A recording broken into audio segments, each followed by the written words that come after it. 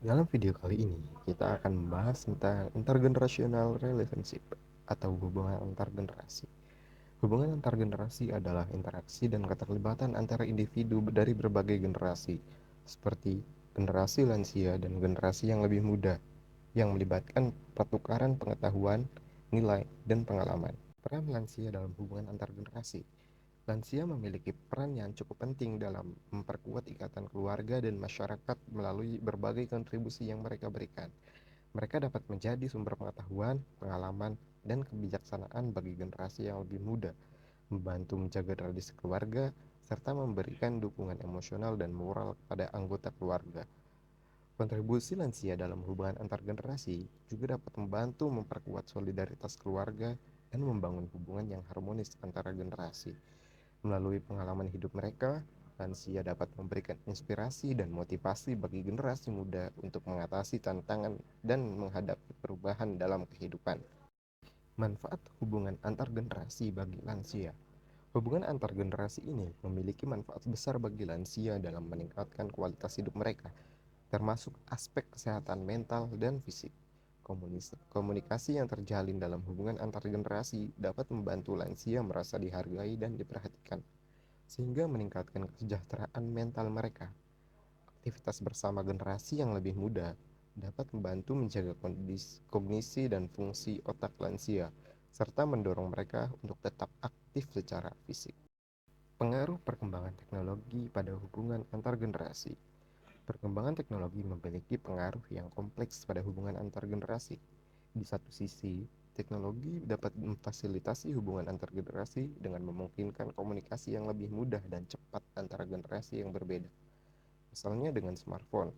Dengan smartphone, lansia dapat mudah berkomunikasi dengan keluarganya melalui media sosial. Pengaruh perkembangan teknologi pada hubungan antar generasi. Perkembangan teknologi memiliki pengaruh yang kompleks pada hubungan antar generasi. Di satu sisi, teknologi dapat memfasilitasi hubungan antar generasi dengan memungkinkan komunikasi yang lebih mudah dan cepat antar generasi yang berbeda. Misalnya, dengan smartphone.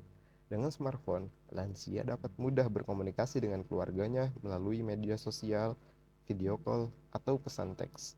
Salah satu manfaat smartphone adalah untuk memfasilitasi akses cepat ke informasi yang dapat diakses dengan mudah jika terhubung ke internet, baik melalui browser maupun aplikasi sosial media lainnya.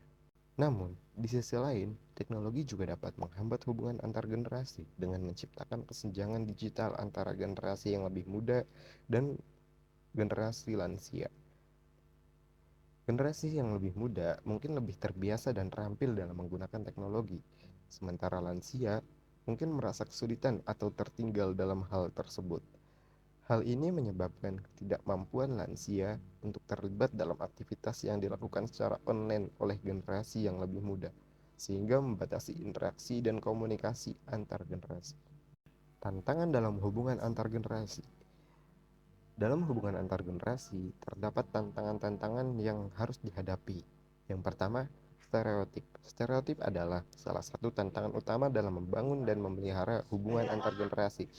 Stereotip dapat mempengaruhi persepsi dan interaksi antara generasi yang berbeda, menyebabkan kesenjangan dan ketegangan dalam komunikasi antar generasi. Yang kedua, kesenjangan digital.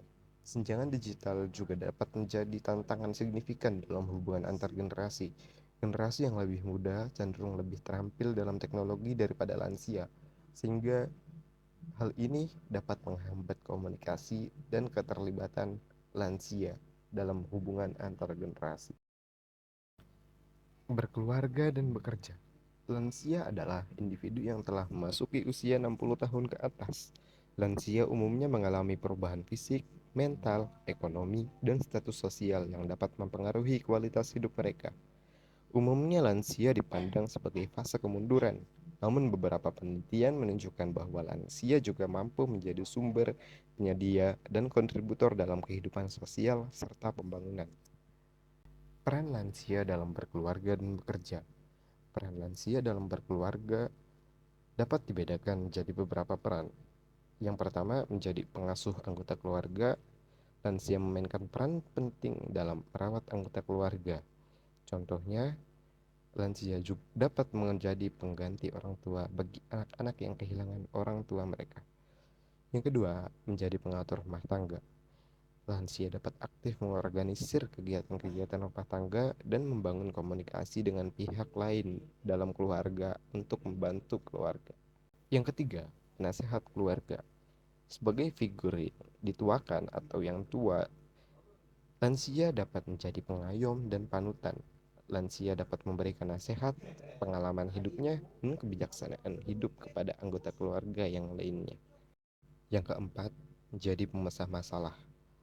Lansia dapat membantu anggota keluarga lain dalam menemukan solusi atas berbagai persoalan keluarganya, sehingga membantu dalam menyelamatkan keluarga dari ancaman disharmoni.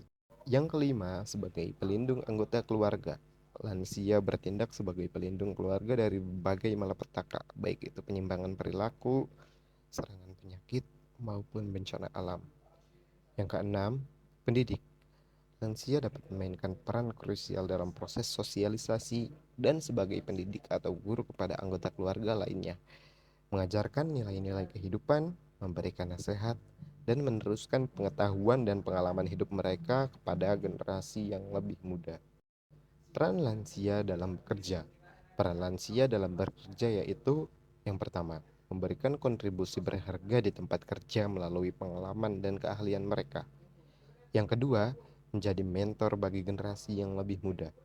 Yang ketiga, memberikan wawasan berdasarkan pengalaman hidup mereka. Yang keempat, membantu mengatasi masalah kompleks berdasarkan pengetahuan yang telah mereka kumpulkan selama masa hidupnya. Manfaat berkeluarga dan bekerja bagi kesehatan dan kesejahteraan lansia. Keluarga dapat memiliki peran yang signifikan dalam mempengaruhi kesehatan dan kesejahteraan lansia, baik dari segi fisik maupun psikologis. Dukungan emosional yang diberikan oleh keluarga dapat membantu mengurangi tingkat stres dan meningkatkan kesejahteraan psikologis lansia. Sedangkan dukungan fisik dari keluarga juga berperan penting dalam menjaga kesehatan fisik lansia, bantuan dalam kegiatan sehari-hari, perawatan kesehatan, dan memastikan asupan nutrisi yang cukup bagi lansia tersebut. Dukungan sosial dari keluarga juga berperan dalam meningkatkan kesehatan dan kesejahteraan lansia.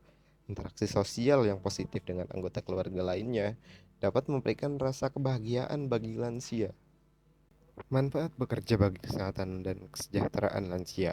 Yang pertama, meningkatkan kesehatan mental dan fisik. Yang kedua, memberikan tujuan dan rasa keterlibatan sosial. Yang ketiga, membuat otak dan badan lansia tetap aktif. Yang keempat, mengurangi resiko gangguan kesehatan fisik dan psikis pada lansia. Yang kelima, mengurangi tingkat kesepian dan meningkatkan kesehatan mental lansia. Tantangan yang dihadapi lansia dalam berkeluarga dan bekerja. Beberapa tantangan yang sering dihadapi oleh lansia yaitu kesenjangan generasi. Lansia sering menghadapi kesenjangan generasi dengan anggota keluarga yang lebih muda. Perbedaan nilai, pandangan hidup, dan gaya hidup antar generasi dapat menyebabkan ketegangan dan konflik dalam keluarga. Yang kedua, kesehatan fisik dan mental. Lansia sering menghadapi tantangan terkait kesehatan fisik dan mentalnya. Penurunan fisik seperti otot yang melemah, gangguan keseimbangan tubuh, dan masalah kesehatan kronis dapat mempengaruhi kualitas hidup lansia. Selain itu, masalah kesehatan mental seperti depresi, kecemasan, dan isolasi sosial juga menjadi tantangan yang sering dihadapi oleh lansia. Yang ketiga, keterbatasan keuangan. Lansia sering menghadapi keterbatasan keuangan atau ekonomi, terutama jika mereka tidak memiliki tabungan yang cukup atau tidak mendapatkan dukungan finansial dari keluarganya yang memadai. Hal ini dapat mempengaruhi akses mereka terhadap pelayanan kesehatan, kebutuhan sehari-hari, dan kesejahteraan secara keseluruhan. Yang keempat, isolasi sosial. Lansia sering mengalami isolasi sosial akibat berkurangnya interaksi dengan keluarga, teman, dan masyarakat. Isolasi sosial dapat meningkatkan risiko depresi, kecemasan, dan masalah kesehatan mental lainnya pada lansia.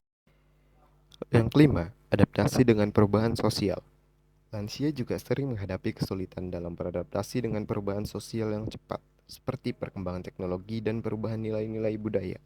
Hal ini menyebabkan mereka merasa ketinggalan zaman, dan sulit untuk berintegrasi dengan lingkungan sosial yang terus-terusan berubah.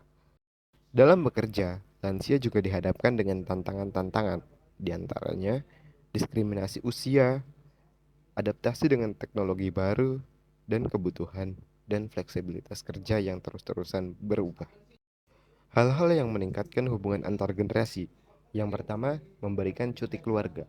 Pemerintah dapat memberikan cuti keluarga yang lebih memadai agar lebih banyak terjalinnya komunikasi antara generasi, dari generasi muda kepada lansia.